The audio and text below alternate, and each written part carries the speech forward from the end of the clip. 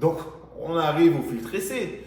L'avantage du filtre essai, c'est qu'il y a plusieurs brins entre eux. Ce qui fait qu'à diamètre équivalent avec le monofilament, il est plus résistant.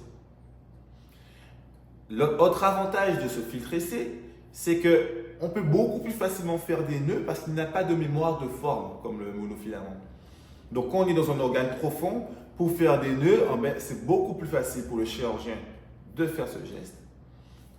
Et aussi, l'avantage, on a besoin de faire moins de boucles pour qu'il puisse être résistant. Mais les inconvénients, c'est que ce filtre essai, c'est comme un fil de couture. Voilà, donc ce fil a un effet capillarité.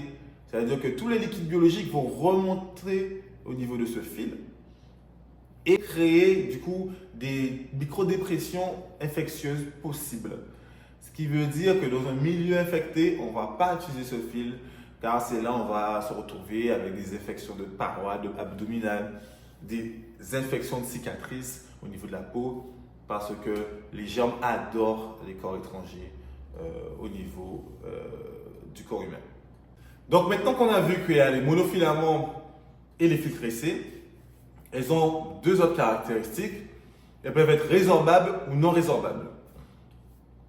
Résorbables, elles peuvent être à résorption rapide ou elles peuvent être à résorption plus lente. Résorption rapide, c'est 10 à 15 jours. Résorption plus lente, c'est environ 3 mois. L'avantage des fils résorbables, c'est qu'on ne laisse pas de corps étranger dans les tissus vivants. Donc, c'est des fils qu'on va souvent utiliser dans les organes internes. Pourquoi plus les organes internes que la peau, par exemple? C'est parce qu'il y a une réaction inflammatoire qui va être créée par les tissus et ça peut parfois créer des troubles de cicatrisation au niveau de la peau. Donc, surtout si c'est des patients qui font des cicatrices kéloïdes, donc très inflammatoires, c'est des fils qui peuvent faire des cicatrices pas très jolies. Donc, plutôt utilisé pour les organes internes que pour la peau. Mais pour une petite cicatrice, on peut volontiers mettre un fil à résorption rapide, comme le Vicryl rapide, où il n'y aura pas d'acte nécessaire pour enlever les fils. Donc, c'est pour ça qu'il y a les fils non résorbables. Les fils non résorbables sont souvent utilisés sur la peau parce qu'elles ne font pas de réaction inflammatoire, elles rapprochent juste les berges et du coup le tissu vivant va se charger juste de cicatriser les berges. Donc en règle générale, ça fait quand même des plus belles cicatrices.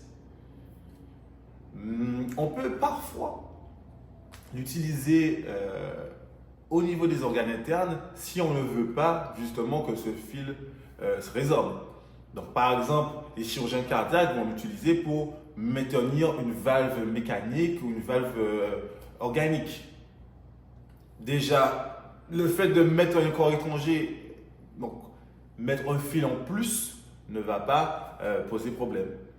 Aussi, chez les patients qui ont du mal à cicatriser, donc le chirurgien viscéral, donc quand il va ouvrir le ventre, si c'est un patient qui est dénutri, qui a des troubles de cicatrisation, pour refermer le ventre, il va plutôt utiliser un fil qui est non résorbable pour éviter d'avoir une éventration 3, 4, 5, 6 mois après.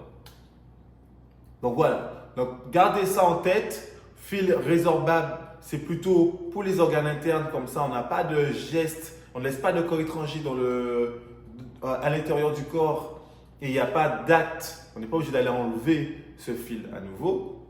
Et les fils non résorbables, c'est plutôt utilisé pour la peau, pour avoir une cicatrice qui est beaucoup moins inflammatoire. Donc maintenant qu'on a vu qu'il y a des monofilaments, il y a des filtres essai qui peuvent être résorbables ou non résorbables, l'autre caractéristique, c'est qu'il y a plusieurs tailles. Donc, tout le monde utilise un peu la nomenclature américaine. You know what I mean? Pour schématiser, il faut prendre le chiffre 0. En dessous de 0, on va parler de 2 0, 3 0, 4 0. Ce qui veut dire 2 fois 0. 3 fois 0, 4 fois 0, 5 fois 0. Donc, plus il y a de 0, plus le fil est petit. Donc, un 5-0 est plus petit qu'un 4-0 qui est plus petit qu'un 3-0 qui est plus petit qu'un 2-0. C'est 5 fois 0, 4 fois 0. Les fils de plus gros diamètre, c'est au-dessus de 0. C'est-à-dire 1, 2, 3, 4. Ce qui veut dire que le fil 1 est plus petit que le fil 2, qui est plus petit que le fil 3, etc.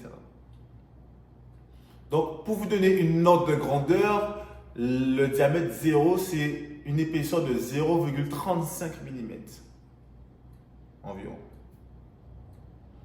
Donc voilà. Donc c'est pour ça que quand on vous demande un fil 2-0, c'est un fil qui fait 2 fois 0, qui est plus épais, plus gros qu'un fil 5-0 par exemple, mais qui est plus petit qu'un fil 2. J'espère que ça a été clair.